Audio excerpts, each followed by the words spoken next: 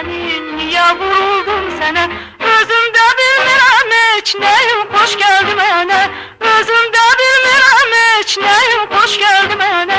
Benim qara qaşların, qara gözlərin oldu, kırmızı yanakların, şirin sözlərin oldu.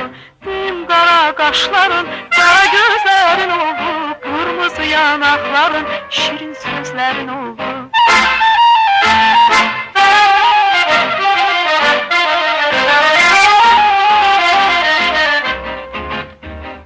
Düz olmaz axı səndən, qara gözlülər də var. Düz olmaz axı səndən, qara gözlülər də var. Kırmızı yanaklılar, şirin sözlülər də var. Kırmızı yanaklılar, şirin sözlülər də var. Bəs qəlbimi qəlbimə bağlayan nə oldu qız? Bu suala bir cavab verə bilərəm yalnız. Bəs qəlbimi qəlbimə bağlayan nə oldu qız? Bu suala bir cavab verə bilərəm yalnız.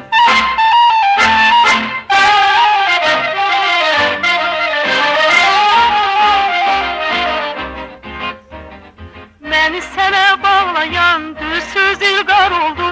Məni sənə bağlayan düz söz ilqar oldu.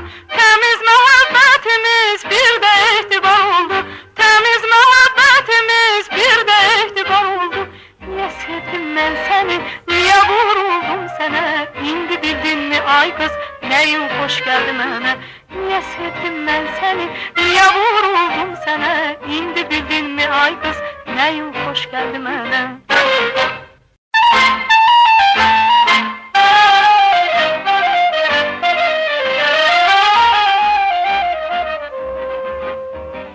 Niyə sevdim mən səni, niyə vuruldum sənə?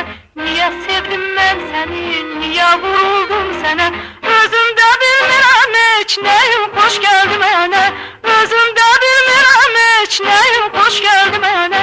Benim qara qaşların, qara gözlərin oldu, kırmızı yanakların, şirin sözlərin oldu.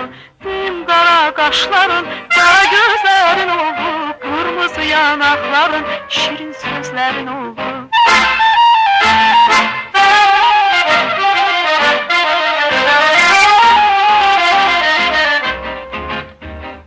Düz olmaz axı səndən, qara gözlülər də var.